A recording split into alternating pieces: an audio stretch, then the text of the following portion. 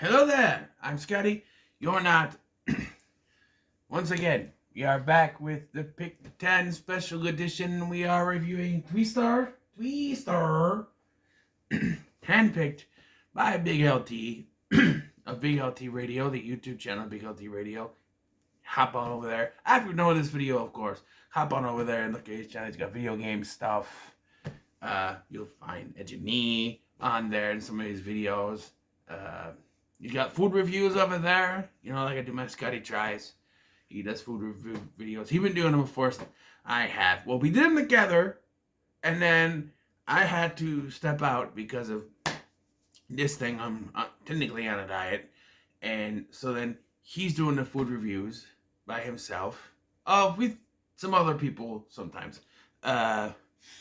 Sometimes me, every once in a while. And then I do my Scotty Tries, but I try to spread it out so I'm not doing it a lot. But anyway, Twister, one of his favorite movies. I knew it was one that he was going to pick. I guess I didn't put much for movies for him to pick on there, but, you know, the other one he picked is another one. But, I had to buy that one. But Twister is a movie that I grew up with. My mom watched it all the time when it was on TV, and I never actually saw it all the way through till I bought the Blu-ray quite a few years ago. And Twister is a movie that, okay, I still don't get these crazy bastards. Alright? I don't get why you would choose to dedicate your life to chasing down tornadoes. Do you have a death sentence? People, why? Why? Why would you do this? Why? Why? Why would you do that? Why? It makes no sense to me. And even watching this movie, these characters should be dead. Like, at least our main two characters, Joe and Bill, they should be dead. I mean, come on. This movie's not realistic in any way, shape, or form. There's no way they would survive this. Also, watching through this, the character of Melissa, to me, stood out at first as a character that, really, if she was taken out of this movie, it would make no difference. But then I found there's actually 3 in total characters in this movie that if you took them out, there wouldn't really be anything. There's Melissa, who is the fiance of Bill Paxton's character, Bill, who, if you could either say, she's only there so that Joe can realize she's finally lost, like, that's finally it. Like, Bill is getting remarried. So now Joe realizes that it's finally over, you know, because she hasn't signed the divorce papers, and she finally does, but she's there so that Joe can realize, oh, it's over, you know, she can give up, you know, that sort of thing. But it would be just as effective if Bill showed up and is like, hey, I need you to sign this, I'm going to get married soon. I didn't bring my fiance along because there might be a tornado. But then that would mean that Bill had some kind of common sense to not bring his fiance with him. But, you know, the other 2 characters, Jonas, who is a former member of their group turned rival, who only exists so he can get his comeuppance for not listening to them at the end and die. There is no reason for this character to exist other than for them to have a rival and him not listen to them so that he dies at the end. There's really no reason for him to exist in this movie. Take him out, wouldn't do anything. And then the final character is Aunt Meg, who, while being a nice character, she made some meat, steak, and eggs. Really, she's only in the movie so that we can have, one, it's padding, so we can have a scene where everyone meets up and hangs out and eats the steak and eggs, and we have a little bit of padding for about 5 to 10 minutes in the film, and then we have that emotional thing later when the tornado rips through Wakita, which I always thought that it was Wichita, and they were saying it wrong, but apparently it's Wakita, which I don't know if it's a real place or not. But when the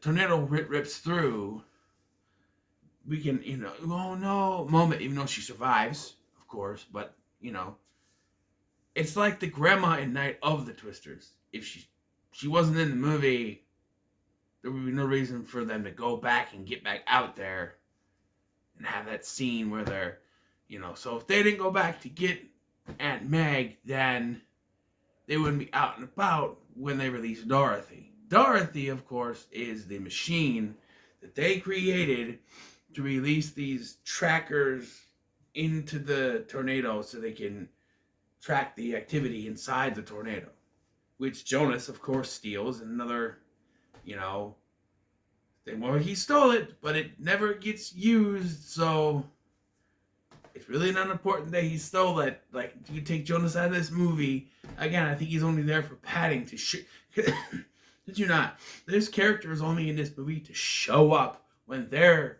there, when they're about to do something. He shows up, say, "Hey, I'm here too," but it doesn't do anything.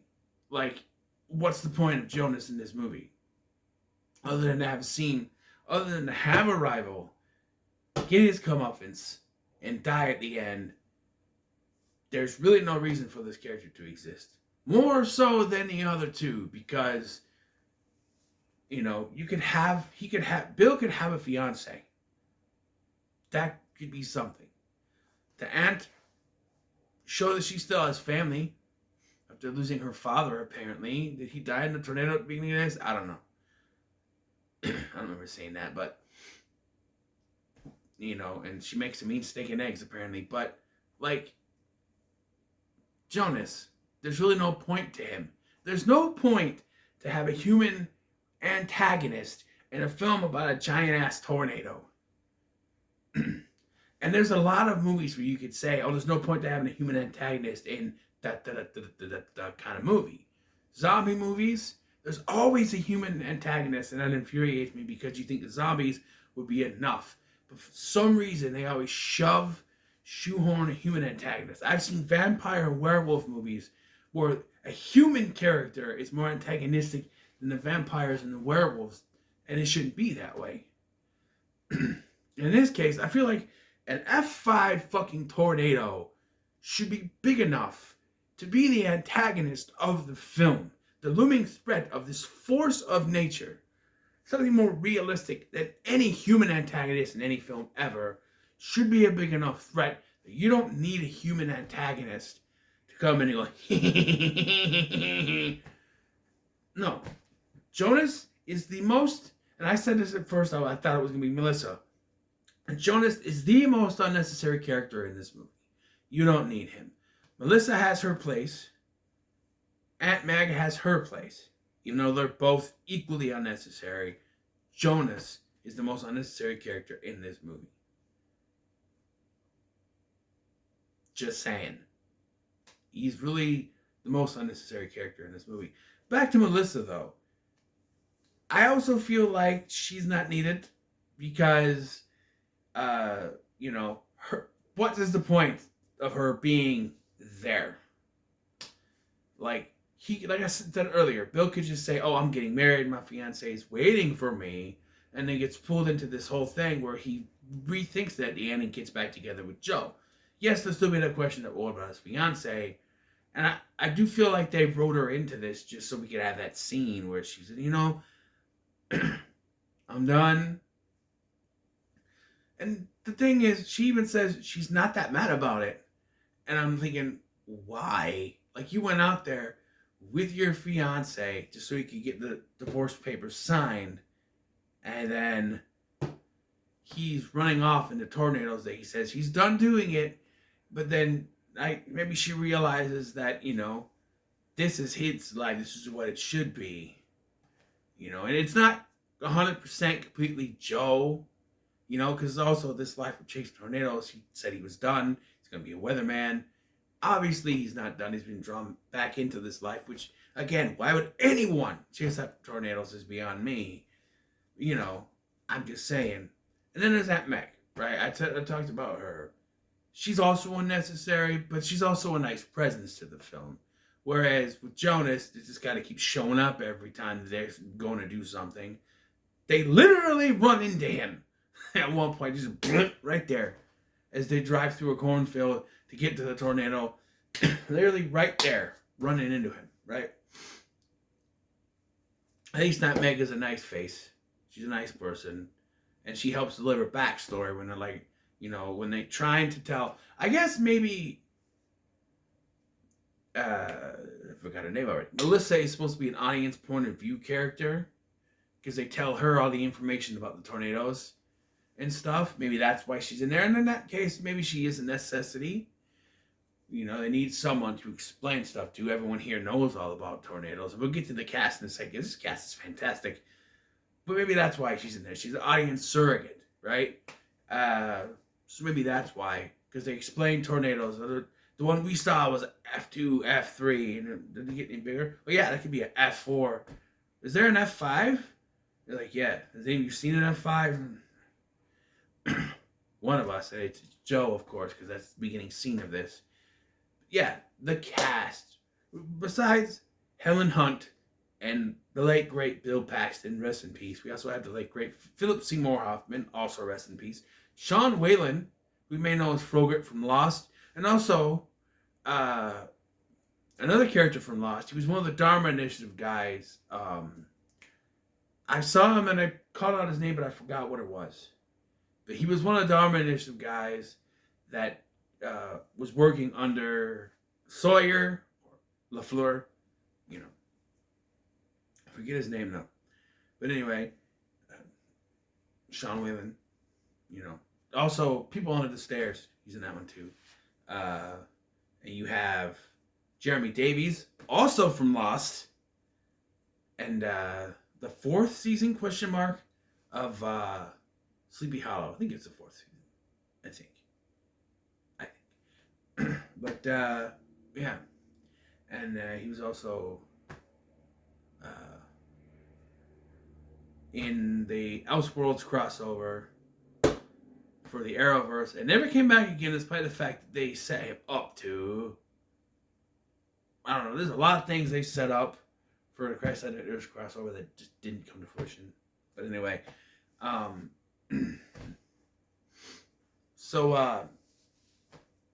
then you have Jamie Gertz, who plays Melissa.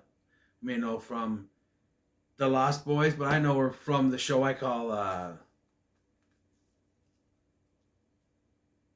Bill and Judy, and that is Still Standing, which is a show that I used to watch after work all the time on ABC Family, now Freeform, and they stopped airing it. And I wish they would release it on DVD because I would buy it. I love that show. Bill and Judy. Gotta watch Bill and Judy, I kept saying. Anyway, clear my throat, Jesus. It's cold, it's just lingering. I wish it would go away. Anyway, Carrie Elwes as Jonas. And that's about it, but it's a fantastic cast.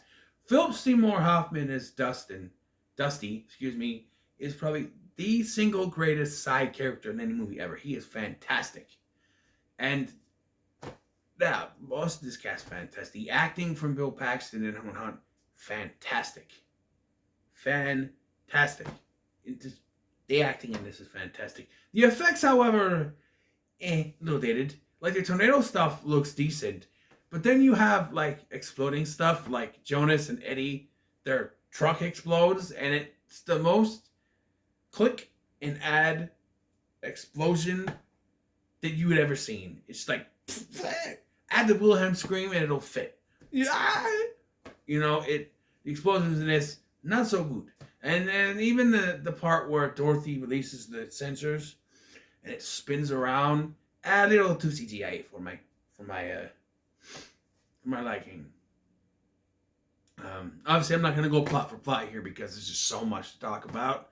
Like, tornado chasing stuff is just, oh, wow. That I could not even, like, towards the end of the movie, like I said, it's Bill and, I want to say Judy, but it's not Judy. Bill and Joe, still starts with a J. They're trying to figure out how to make sure, because they say everything's too light and it won't catch, which is stupid because I don't know, why won't it catch if it's too light? You think we'll just fly away maybe? I don't know science. I did all right in science class, but I don't know science. But anyway, they decided to use aluminum to weight it down. I don't know if it's the big thing or the little things. I'm assuming it's the big thing because that thing, the other ones, they get knocked the fuck over very easily. So maybe it's that. I don't know. But they put the truck on cruise and send it into a tornado. And, Helen Hunt, seems to think that this tornado was purposely going after her back when she says something to the something like when you see it pass over this house and this house and this house and then go after yours, she seems to think it's going after her. That might hold some merit because this thing is on a collision course with something. Because think about it. Think about this, all right? Tornado is just strumming along. I'm a tornado. All of a sudden, here comes Jonas driving. And then it turns on a dime and gets them, right? And then when Bill and Joe send a thing in, all of a sudden it turns and goes after them. Her theory about it being sentient might not be far off. Or it's just that the filmmakers wanted a climax. So, there you go. It's directed by Jan de Bont, who gave us Speed. But he also gave us Speed to Cruise Control, so don't get too high. Speed is good. And yeah, the climax of this is they're running. They outrun a freaking F5 tornado like that could ever happen. And then they get to this place and they're like, okay, we're going to strap in. And I think they were supposed to go down, but they didn't have enough time. So this tornado just comes upon them. And yeah, they'd be torn to shreds. No ifs, ands, or buts about it. They'd be dead. This thing is swirling around them. They're right in the middle. It's swirling around. They're yoinked. If they weren't strapped in, they'd be flying around this thing. They'd be dead. Shrapnel's going through something. They'd be dead. But no, cause movie, they survive. Because we gotta have it where the others catch up with them at the end. By the way, when this movie ends, why are two of them doing rock, paper, scissors?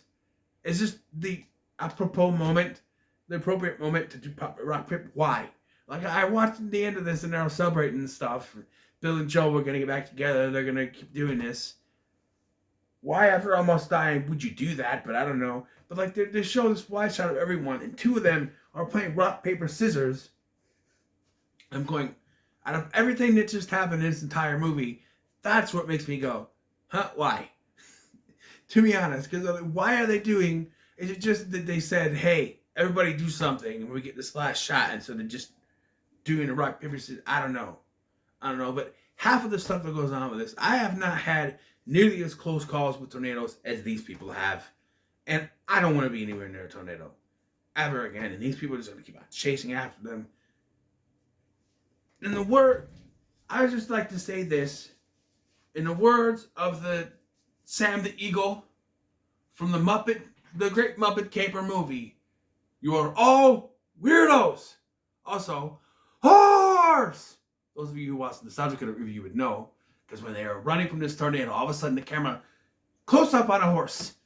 And every time I see that, I think of the Nostalgia Critic joke. And even watching it today, I haven't even watched that video at all today, but I remember that joke. When the horse showed up, close in on the horse, I went, horse! I don't understand why it's close up like that. There's a tornado swirling around. Like, we're not needing to focus on a horse.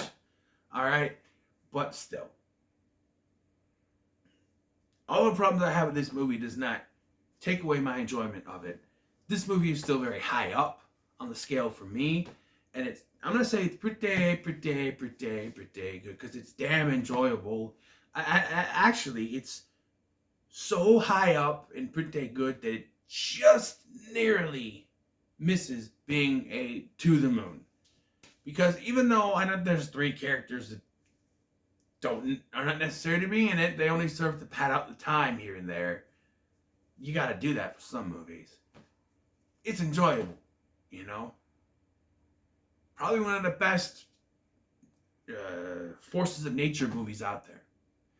So yeah, pretty good. So let's go into the next one now. Roll. A 3. 1, a 2, a 3. 3.